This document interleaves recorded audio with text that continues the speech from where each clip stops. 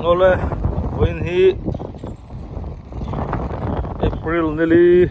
sang nile somni paruk Pathian khoi nazara kan lo chung kai le era on Friday kan zafa kan alpa isul festa kanan sa ala thoma te khala nia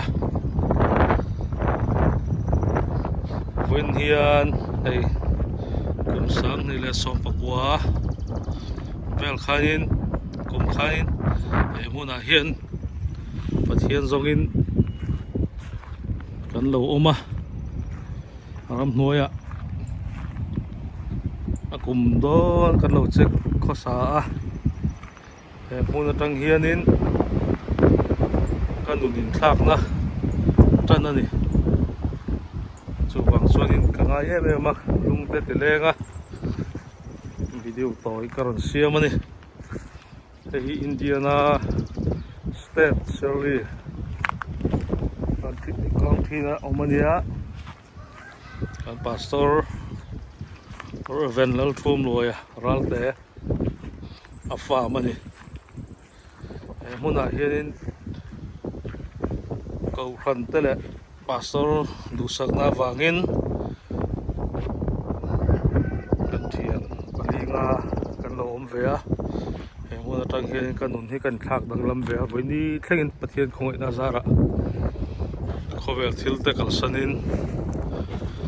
bul tan that le in voi thleng hian lalpan min la kai khuai ni Pathian chunga le Pathian mi te chunga lom thu ka soi du a amun hi ekar so ling lo do khat velania ta hianin kan ain kan oma kan khosa a anhuwa ela hedin kan han mu ve no kan oma puka te tlomoi na zara chunga hitte e konte min wo saka tichon kan oma kan khosa ve a so kan te tok in ar te kan vula kota kun atuite kan sara artuite tichon thlai te khakla chon thlai chu kan la ching lo ran te kan tal kain khosa ve thina ni chon lalpa min kai ruai zela nun thar te min pe a khoi na zara ni kha toy te thuma ruai karon soi ve du ni ole tuna chonin kan pastor fama kan thleng phaile to a zo nun thanga te chung hi an ar pa kho an khelo nge mani an la tho ve lo niang ke ni mi kho lo hian lo kho sang o ta tun ma kan music sian thiam em sia lo ta le kan vokal tur te khamron hmuro le tinga bulga han tan don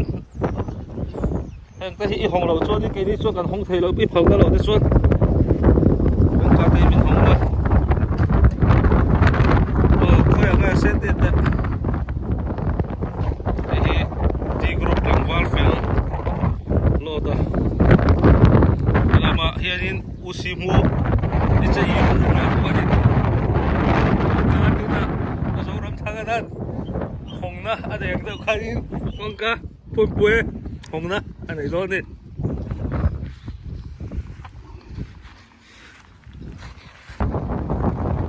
ole Winhi April nili sang nile somni paruk Pathian khoi nazara kan lo chung kai le era on Friday kan zafa kan alpa isul festa kanan sa ala thoma te khala nia Winhian ai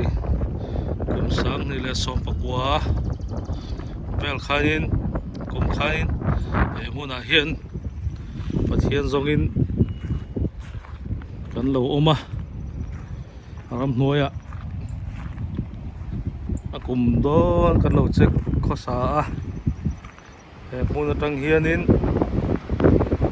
kan unin thlak na tan ani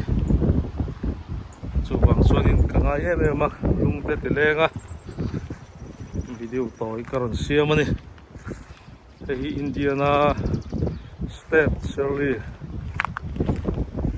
County na Omania kan pastor or event lal thum loya ral te a farm ani muna hianin kau khan tele pastor du sakna wangin kan thian palinga kan lo om ve a muna tang hian kan nun hi kan thak dang lam ve a voini thlengin pathian khongoi na zara khovel thil te kal sanin bul tan that le in voin thleng hian lalpan min la kai khuai ni thian chunga le pathian mi te chunga lom thu ka soi du a amun hi ekar so ling lo do khat vela nia ta hianin kan oma kan ko sa a an huwa ela hianin kan han mu ve no a kan oma puka te tlomoi na zara chunga hit te konte min wo saka tichon kan oma kan ko sa ve a so kan ten tok in ar te kan vula ko ta kun atui te kan sara ar tui te tichon thlai te khangla chon thlai chu kan la ching lo ran te kan tal kain kan ko sa ve thina ni chon lal pa min kai ruai zela nun thar te min pe a khoi na zara ni kha toi te thuma ruai karon soi ve du ni